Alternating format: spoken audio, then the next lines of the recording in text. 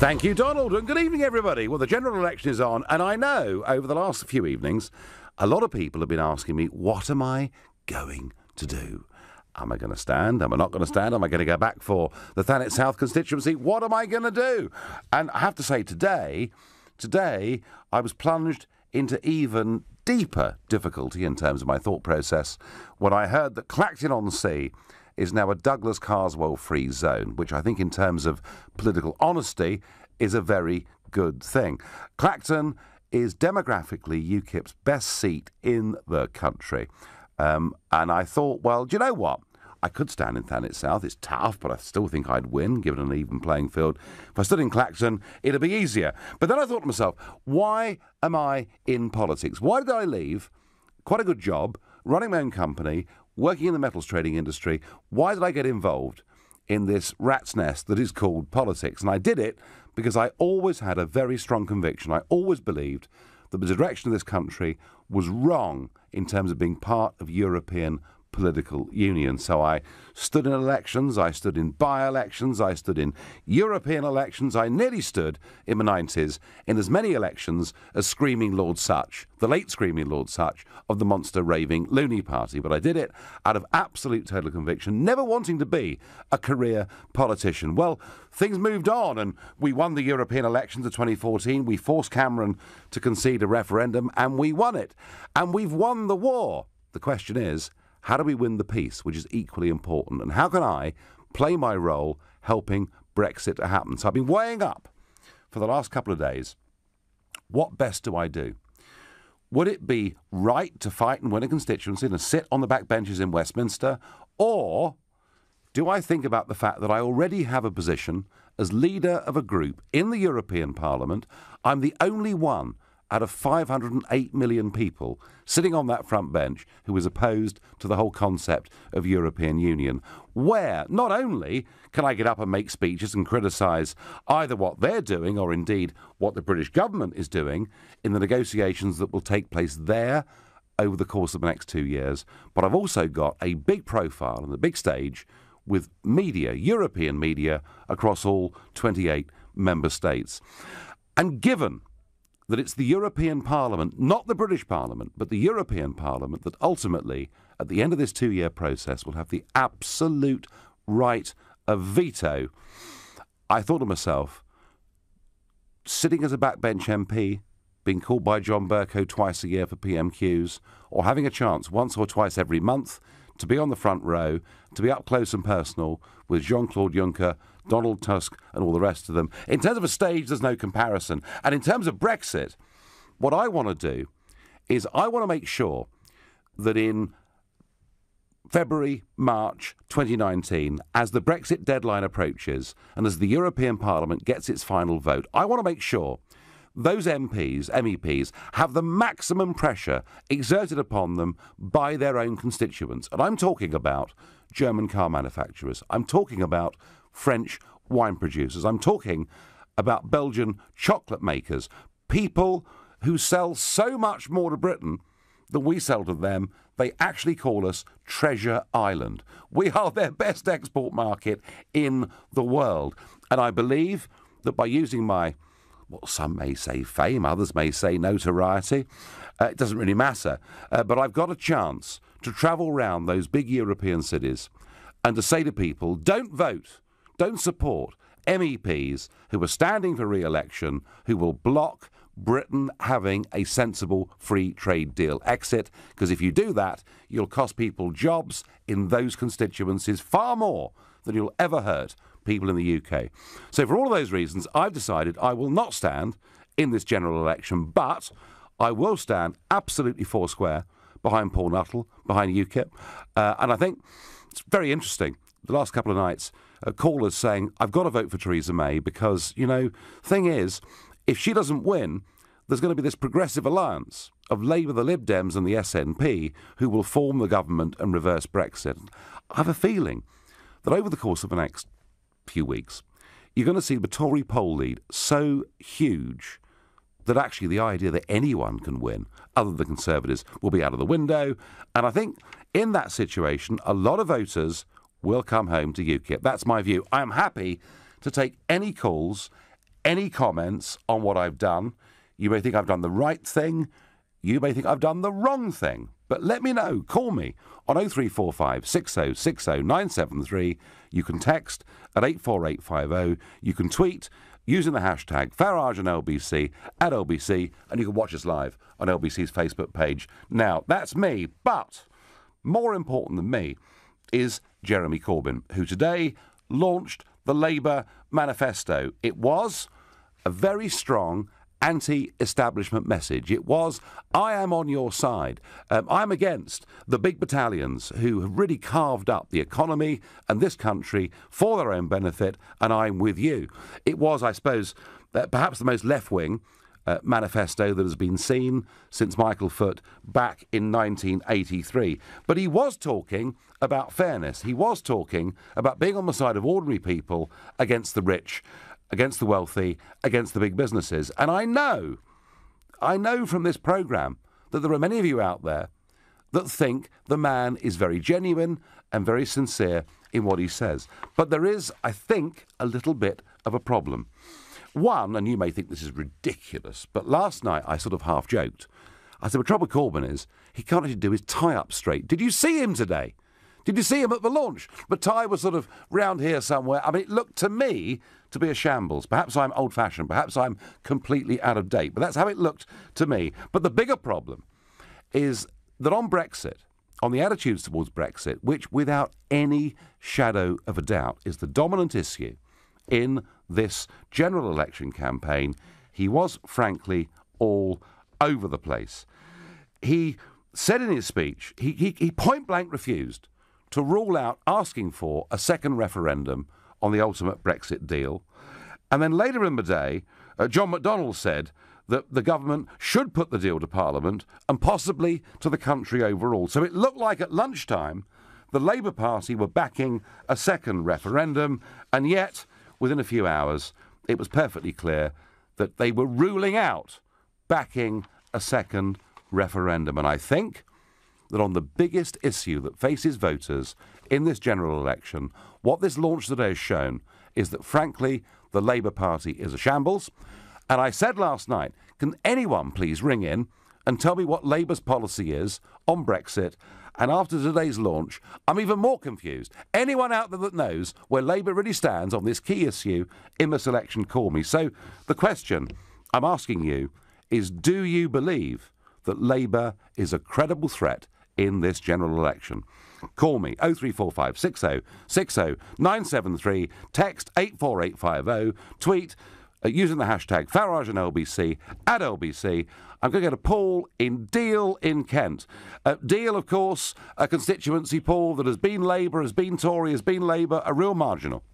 Absolutely. But one thing I've got to say straight away, Nigel. First of all, nice to speak to you. But secondly, I hear the passion and the enthusiasm in your voice, and I think you're wrong by not standing. We need you. You're the only one that's got the balls to stand up to the establishment and make sure this happens. And I think you should stand and make sure that this carries on through. And second, because you need to help me. You need to help me and the many others like me who are going to be on the fence. I used to support Labour, but now they've got that weasel of a scarecrow running it. I can't stand it, so I'm out of it. I'm not a Tory, and I voted UKIP last time. Right. So now what do? You know, I think UKIP hasn't got much running ground anymore without you being in there. Labour, I can't stand. The others, the Lib Dems and the Greens, who the hell are they? And well, the Conservatives are going to win it, but I don't agree with their manifesto. And I'm not alone.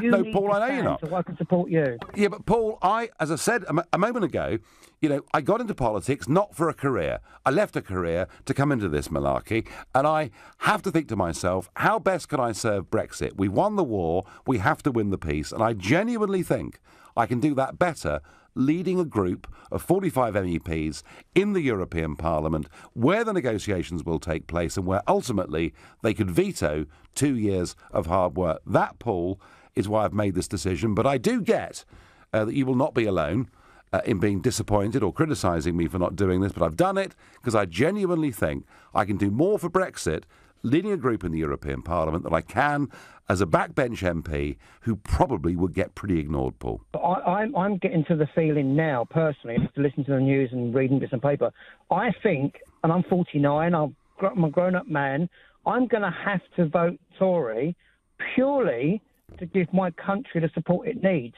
Not because I agree with its mandate or its policies or I agree with the Conservatives, because I don't. But I feel now I have to vote for them to give Theresa May the backing that she needs to be strong and powerful to get Brexit through. Because I don't care what anybody says. This election is all about Brexit. Oh, Paul, listen, I agree with that, mate. Absolutely. I mean, I would say this to you. If you're a strong Brexiteer, you've got two choices, haven't you? Because you can't vote Labour because they haven't got a policy. You can't vote Lib Dem because they're pro-Remain and second referendums. And you've either got to vote for the Conservatives, trusting Theresa May, or you've got to vote UKIP, thinking that actually the Tories need to be held to account. And I simply can't see what else as a Brexiteer you can do. But it's an unusual election, Paul. It's a weird election. The only thing I'm completely confident of is the Conservatives are going to win this election with an absolutely massive majority.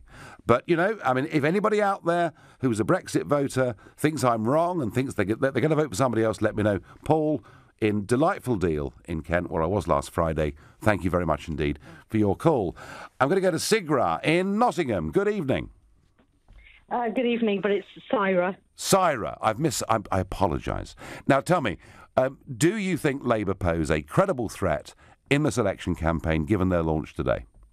Absolutely.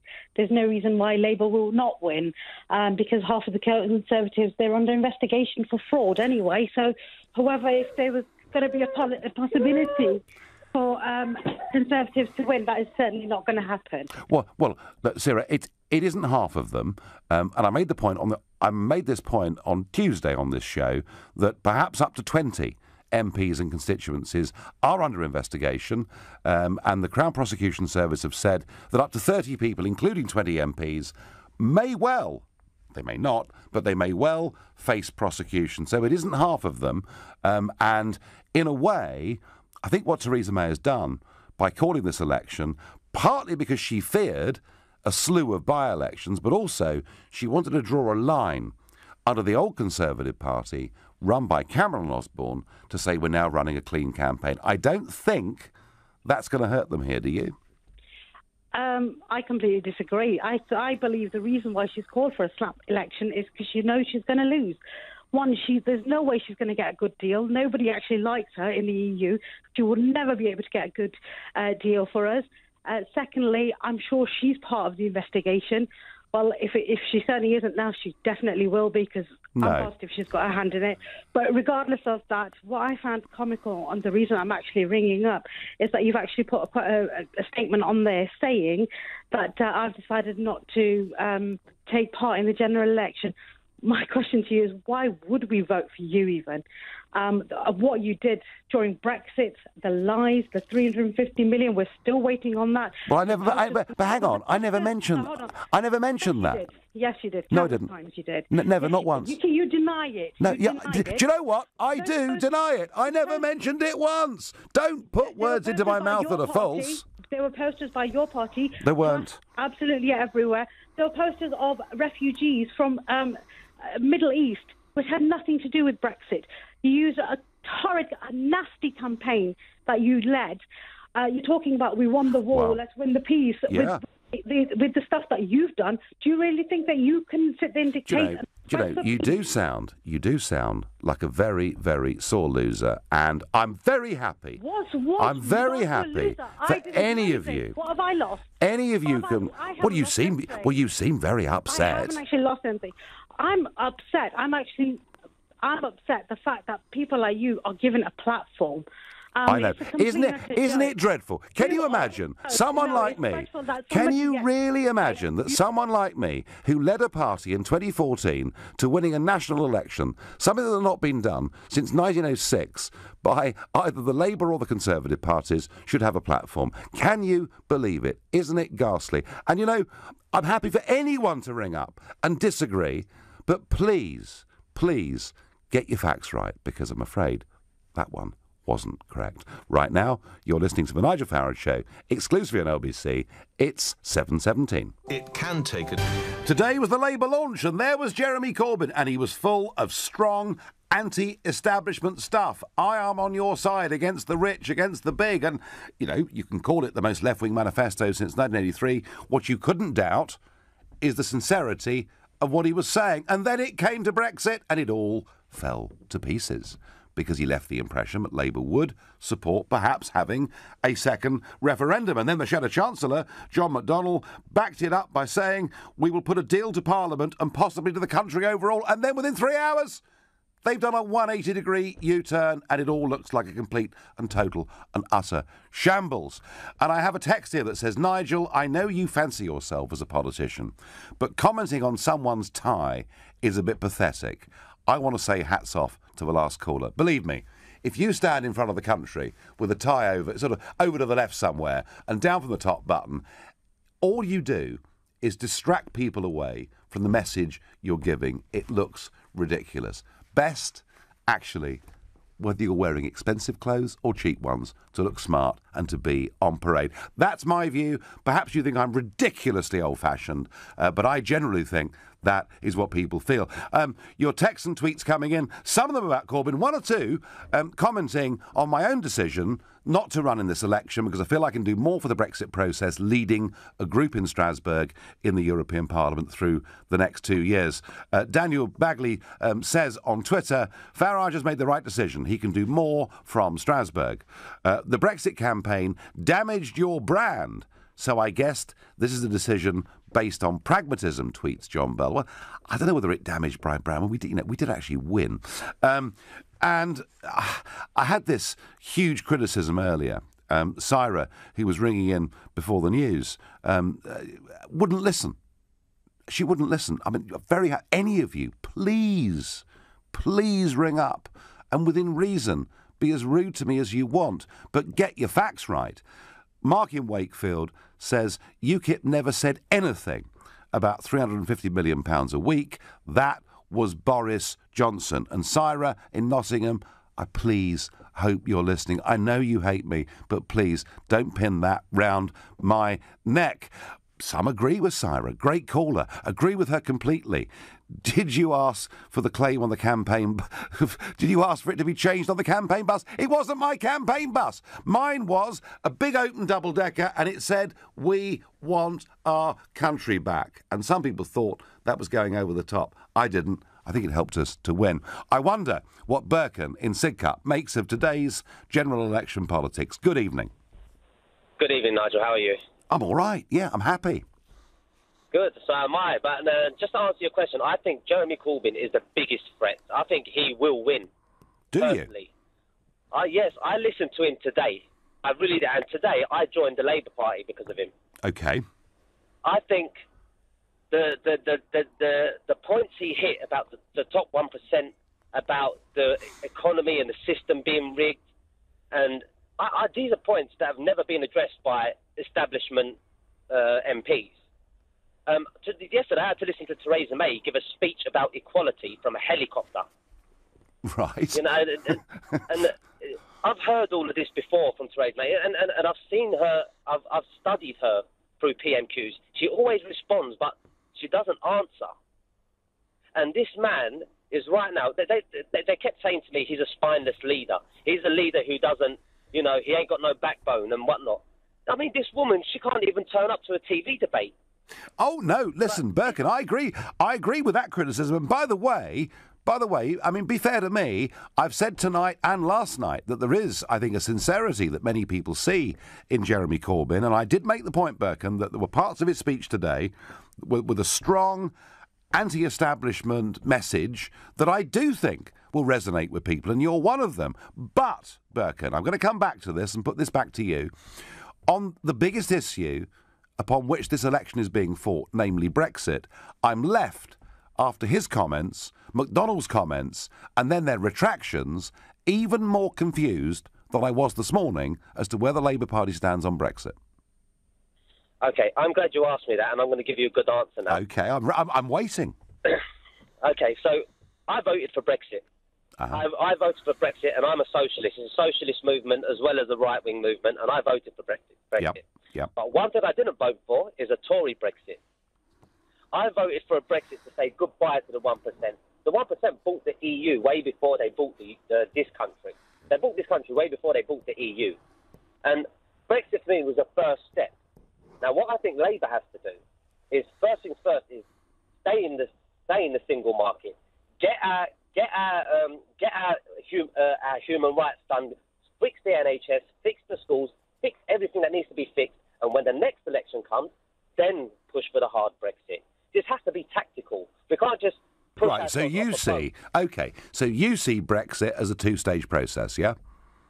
More than a two-stage. I think it's going to take around 7 years. Right, 7 to 10 years. but ultimately, Birkin, you voted for us to be a free, independent, self-governing democratic nation, the kind of socialist ideas that Tony Benn pushed for 40 years, yeah? Yes. Right, let me ask you one last question, because I'm enjoying this far too much to let you go.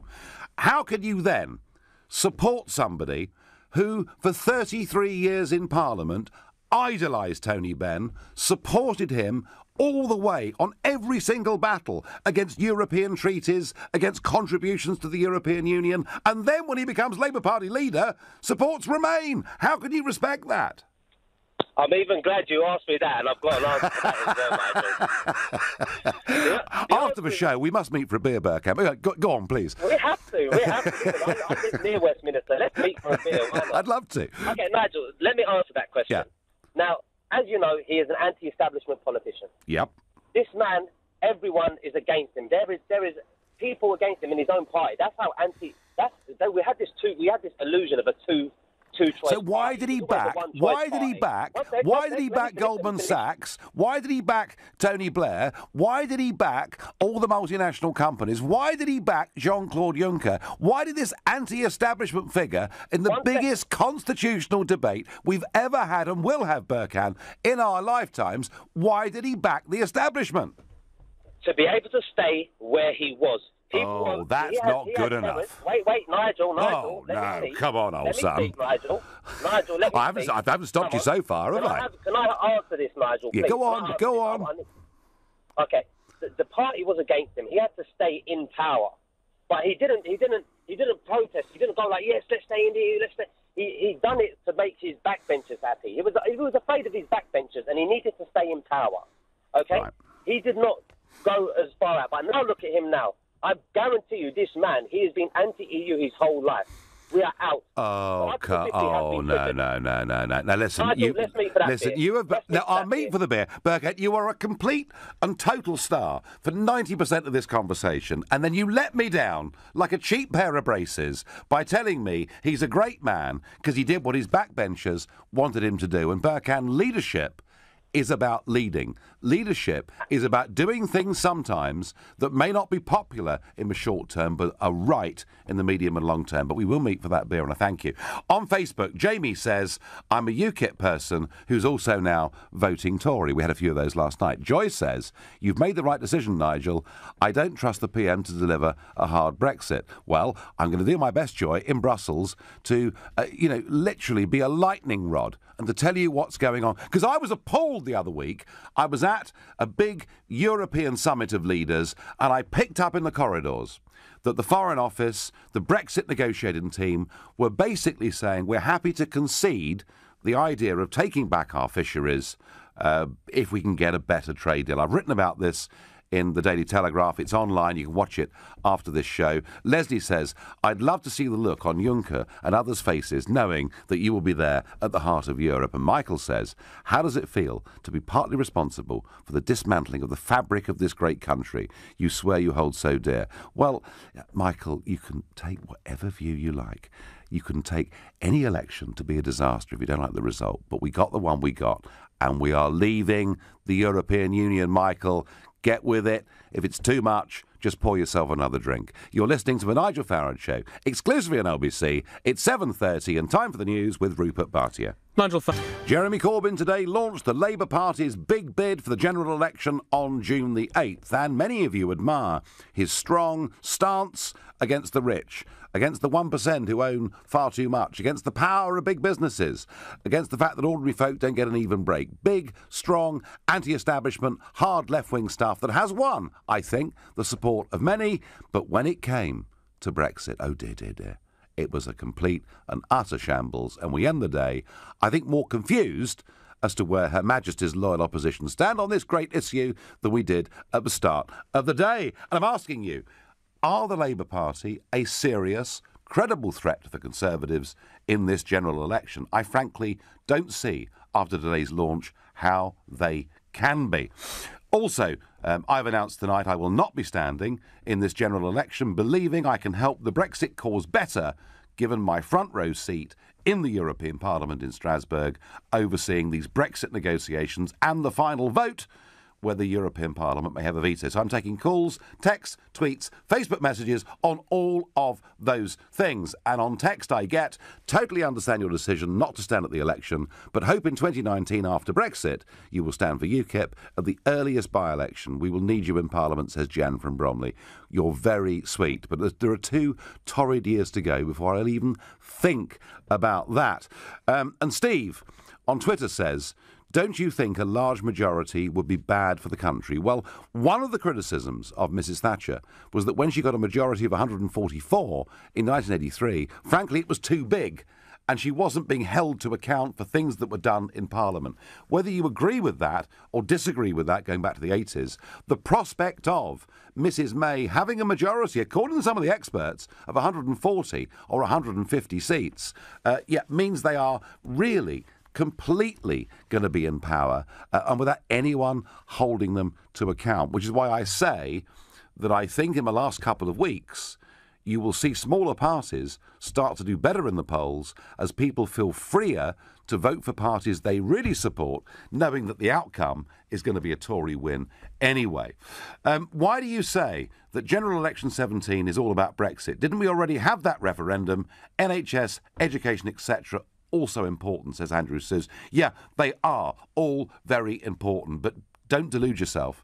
Brexit will dominate this debate over the course of the next 6 weeks. Nigel, Corbyn can say what he likes. His MPs don't respect him.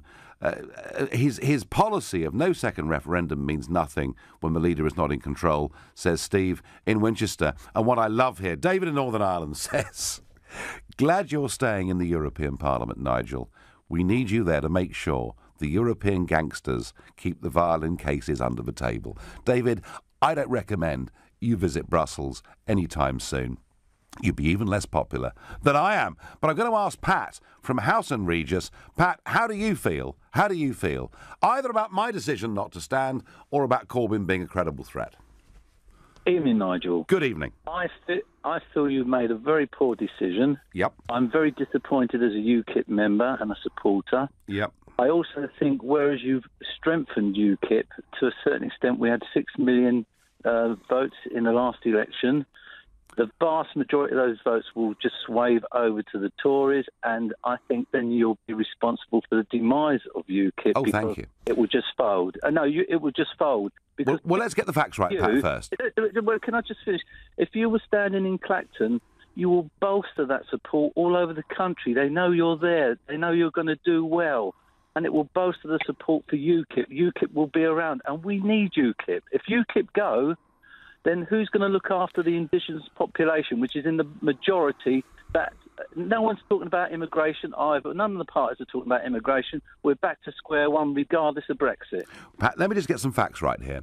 UKIP got 4.5 million votes in the European elections of 14, and it got 3.9 million votes in a general election of 15. Okay. Interestingly, nearly half of the voters in 14 switched to the Tories, mostly through fear of the SNP. So between 2014 and 15, 6 million people did vote UKIP. So you're right, but I just wanted to get some sort of context on that. Yeah. Pat, you know, I've spent a quarter of a century helping to build this party. I had a big lunchtime meeting with Paul Nuttall yesterday. I've been on the phone with him today. I intend to help him and support him in any way I can over the course of the next 6.5 weeks. But I do have, Pat, on a UKIP ticket, a very responsible job in the European Parliament, leading not just UKIP MEPs, but other Eurosceptic MEPs from across the rest of Europe. And in terms of, and I get your point, short term, some will say, well, if Nigel was standing, it might help all of us. But actually, I'm not going away, Pat. I'm going to be around. I'm going to be appearing on shows. I'm going to be travelling around. But, Pat, in terms of Brexit, in terms of the process, I feel I can do more in the European Parliament than I could as a backbench MP. Well, I still think you're wrong, and Okay. I hope you do not fold after the election. But I think if there's a poor showing, a really poor showing, that will see the end of UKIP. And we need a party that we can trust to support us. The Brexiteers are the ones that didn't want immigration. That was mainly on it. And I get all of that. About that anymore, are they? They're not talking about it. I get all of that, Pat, and UKIP has a very important role in British politics. It's far from finished. I agree with that point wholly.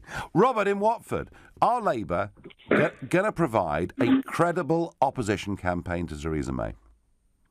I'd like to say yes. I mean, they've got some good ideas, but I think with him as the leader, I don't think they stand a chance. Like I said, if you had either of the Miliband's or a Chuck or a Mooner, I think they would stand a chance. But he's got good ideas, and I agree with a lot of them, but I just don't think he wields any... He doesn't have any show of power in any way, shape or form, does he, really? What, a lack of authority, Robert? Is that what you're saying? Yeah, I mean, obviously, if you think about him going up against, say, like a Trump or a Putin, it would be just mincemeat, wouldn't it? Well, let's be honest. Most people struggle up against a Trump or a Putin. Yeah, I get that, but I mean, it was, you know what I mean? He'd be a quivering little wreck, wouldn't he? Well, I don't know about that. He might even do his tie-up. You never know. So Robert, you know, he's got some good ideas, but he's not really doesn't cut the mustard as far as you're concerned. So, how will you vote? This is going to annoy you, but I'm going to go with the Liberals. Well, I wish there was a Liberal Party. They went a long time ago. Do you mean the Lib Dems? That's the ones. Yes, the Lib That's Dems, right. Yeah. The ones who are neither Liberal nor Democratic, but are probably going to do much better in this election. Robert, interesting you say that, because today's the day. Bob Marshall-Andrews, QC, you know, a really very well-known veteran Labour figure who held the Rochester and Stroud seat for them, I think in 2 or 3, I can't even remember, maybe even 3 general elections he won. And I remember appearing with him on Question Time and various other programmes, a very, very lively, entertaining, strong Labour character. And Bob Marshall-Andrews today defected to the Liberal Democrats. So you're another... I don't know whether they call you Bob, Robert, but there's a couple of Bobs. I answer to both, don't worry. You answer to both. So there's a couple of Bobs going in the Lib Dems' direction, and you know, these current opinion polls put Labour on about 25%. One or two say 24%. A lot of the experts will tell you that this is the absolute rock bottom that Labour can ever sink to, and they're going to bounce from here over the next few weeks. And just looking at that total, I'm sorry, but shambles of a launch when it comes to Brexit, maybe some great stuff on other things, I think they could fall further still. And there is something I'd like to ask you, Nigel. Yeah, do. If that's okay. It's about the whole 350 thing with LHS. I never did that. I mean, don't blame me for that, mate. But... No. I'm sorry, but it was you that was photographed in front of that bus. I wasn't. No, I wasn't. You were. I wasn't. Okay, then this urban myth here. Anyway, go on. Ask the question. The very next day on GMTV, when Susan Reid asked you about it, you said, that was a misunderstanding. You never come round and said that was nothing to do with you. You only said that after the fact. Do you know, sometimes, Robert, sometimes in life, things get stuck in people's minds that are not correct. You know, the famous urban myths. I never, ever, it was Boris that appeared with this 350 million a week. And do you know something? I'll tell you this. I had dinner with Michael Gove, a private dinner with Michael Gove during the campaign, and I said, that figure, Michael, is crackers. You know, that may have been in private, make it 200 million a week, and it would be credible. But this figure is too high, and I begged them to get rid of it, and they didn't. But please, you know, you can criticise me for all the things I've said and all the things I've done, but not the ones that I'm not directly responsible for. Also, in the debates, again, before the Brexit vote, when the whole Project Fear did their thing, they were questioning you about it. Again, you weren't saying then that's nothing to do with you. You're changing your story. That's why. No, I'm not changing my story, Robert, in Watford. are. I do many things, but I don't change my story. It's nothing to do with me. I'm going to get Boris in one night and get him to grovel and apologise to me and everybody. But, Robert, I thank you very much for your call. Labour voter there, going Lib Dem. Don't think he's on his own. Right now, you're listening to The Nigel Farage Show, exclusively on LBC. It's 7:45. Well, Jeremy Corbyn has launched and some big, strong anti-establishment stuff that is resonating with some, but on Brexit it was a shambles, and I've announced I'm not going to stand in this election because I think I can do a better job for Brexit leading a group in the European Parliament. Andrew on Facebook says to me, is it not possible to be an MP and an MEP? Can't you quantum leap between the two places at once? Andrew, no, it was, and I remember when I first got elected there, Ian Paisley, the late Ian Paisley, the Reverend, was an MEP, an MP and a member of the Stormers Assembly. But no, the rules are very clear. You can only be in one parliament at a time. Otherwise, I would not have an issue with this, and I would have put my name forward for the general election. But I am really fascinated whether you think that Corbyn can, over the course of the next few weeks, he obviously talked the talk today that he's going to surprise everybody. He had to say that. But is he going to provide credible opposition over the next few weeks? I just don't think he can. I really don't think he can. If you cannot articulate a simple message on the dominant issue of the campaign, then to me, what hope have you got? But maybe AO in Leicester is going to put me right. Hello there, Nigel. Nice to speak to you. Good evening. I've got a question for you. So you capitalised on this anti-establishment sort of, view that a lot of people have in the UK, and then Brexit happened. Yes. You had Donald Trump in America who capitalised on a similar thing, and that's true. He won. That's true. And today you've got Jeremy Corbyn, who's, as you said many a time on your podcast, has a message that will resonate with quite a few people. In fact, a lot of people who probably voted for Brexit could empathise with what he said about being anti-establishment. So why can't he be or win in 7 weeks? Well, that is a very, very good question, because I looked at the text of that speech and I sort of half saw it live. And do you know what? I had the same thought as you, that some of that rhetoric was similar to the Brexit campaign. It was similar to the Trump campaign. And somehow, coming from a North London intellectual socialist, it just doesn't seem to be somehow quite believable. Why not? He's a man who stood up for working people, or for the people who are, the most disadvantaged, the least advantaged in society, for all of his political career. And now you have him standing up as the leader of the Labour Party, coming out and saying, "Look, guys, I'm here for you." Why aren't people going to vote for him? I do understand.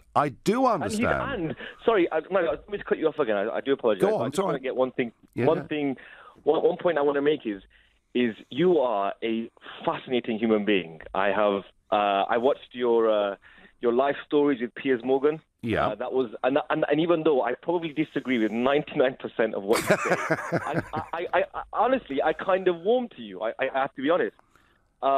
But the way you went about Brexit, it's something to admire, even though I probably disagree with. Well, I was out. It's something to admire. I was out to win, wasn't I? I was out to win. Absolutely, you were for so many years, and you have. You know what? You have. Even though I'm completely against Brexit, I would say you have to admire that. Now you've got a guy who's been campaigning for 20, 30 years, similar to what you did. Yeah. Using a similar message that you have, or capitalising on people, or the same people that you did. Why can't he win? Right. I thank you for your generous personal comments, and you're a true Democrat, because to actually have a half-grudging respect for someone you disagree with is what democracy actually should be about. And I have a half-grudging respect for Jeremy Corbyn in the sense that he's not your typical backstabbing career politician. He doesn't speak about people badly, when he's off camera. He doesn't do that. And I do think the anti-establishment stuff that he puts out, I think he believes it, and he's always believed it. I'm not sure that it quite resonates, but my problem, AO, and I've said this before tonight, but I'm going to say it again to you, my problem is, how can I take him as being utterly sincere when on this crucial issue of Brexit, when Corbyn, as one of the arch Bennites, who ever since he first entered Parliament in 1983 has argued, and indeed John McDonnell is deputy too, they both argued that EU membership destroyed British democracy and was bad for working people, and now they're part of the Remain camp, and they still appear to be there. I think, as I would have to agree with that today, was really unclear. I think that'll be cleared up over the next few days anyway. Oh, but hang on. It's only a 6-week campaign, and like it or not, this will be the dominant issue of the campaign.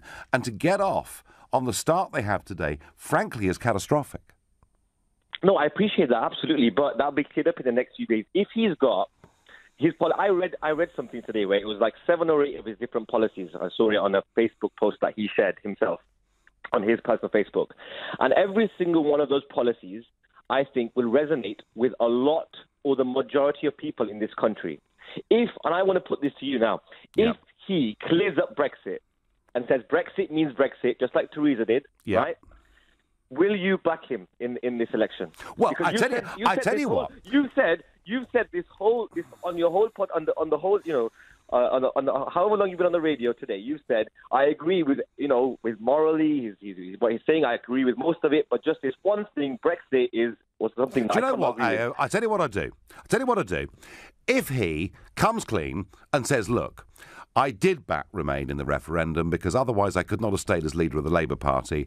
I'm sorry, it was not the most honest decision of my life, but I'm now going to come clean. I think Brexit's a very good thing, and we in the Labour Party will harry the government and make sure that the British people get the best possible deal from it. Not only will my respect for Corbyn go up, but I will then say, Ayo, on this show, that actually he is a credible alternative to Theresa May in this general election. I thank you for your fascinating call. On Facebook, Justin says, Nigel, what exactly can you do more in the European Parliament? Please enlighten us. Thanks. I'm going to repeat this. We leave at the end of March. In May, there are European elections. All around me, there are MEPs saying we're going to punish Britain. Even if you negotiate a good deal, at the end of the 2 years, we are going to veto it. So what I want to do, and like it or not, Justin, I've got a very big profile with media across the entire European Union. In fact, I'm probably more than any other MEP out there in Brussels and Strasbourg. I want to go to Munich and give a speech. I want to go to Reims in France and give a speech. I want to go to Bruges in Belgium and give a speech. I want to make media. I want to say to people, don't vote for MEPs who will veto a sensible free trade deal with the United Kingdom, because that will cost you jobs in your area. And I want to try and exert as much pressure on those MEPs and on the next European elections as I possibly can. And I think I'm the only person in a position, frankly, that could do that. Good evening, Nigel. Whoever mistakes your good self for Boris Johnson, re the 350 million a week, should go to Specsavers, says Gaynor in Hull. Thank you, Gaynor. The bus suggestion. Nigel was part of the Grassroots Out campaign. The bus was from Vote Leave, says Claire, and she's absolutely right. And I'm going to ask Kim in Newcastle. Kim, could Corbyn pose a threat in this election? Is he credible? Yeah, he's definitely credible, and I think he is the underdog, which makes him favourable to some people. Yes, I get that. And Brexit was the underdog, and Trump was the underdog, and underdogs can win sometimes, but when they're 23 points behind in the polls, goodness gracious me. Well, you know what? You can't trust politicians nowadays, right? I think a lot of people agree with that. Yeah. So how can we evaluate how to judge these human beings? Maybe how they deal with the weak, the vulnerable in society? Do you not think that's a good argument? Well, Kim, one argument is to evaluate how they deal with the weak. Another argument is to evaluate how much wealth they can create so we got the money to help support the weak. And these are all the great arguments. Kim, I'm going to have to let you go. I've run out of time. I apologise. There are loads of you that want to get involved in this debate tonight. My final thought is, whilst we're obsessing on the general election, on whether Corbyn looked like a bit of a dud today, on whether May is sincere, something else is going on across the channel. On this Sunday, the French presidential election will go through its first round. There are 4 candidates vying to get through for the runoff to the last 2. I will predict now that Marine Le Pen will get through to the final round. I don't know who she'll be against, whether it's the ex-Prime Minister Fillon, whether it's Macron, whether it's the outside left-winger Mélenchon, I don't know. But look at those French elections. They matter hugely, because when that second round comes on the 7th of May, if Le Pen was to win, then Brexit, frankly, was nothing. It'll be the end of the European project. You've been listening to the Nigel Farage Show on LBC. I'm back on Monday evening from 7 when we know the result. Coming up at 10, it's Ian Collins. But up next, it's Clive Bull. Nigel, thank you. And we'll continue this conversation after the news at 8. Jeremy Corbyn, as we've been hearing, he's vowed to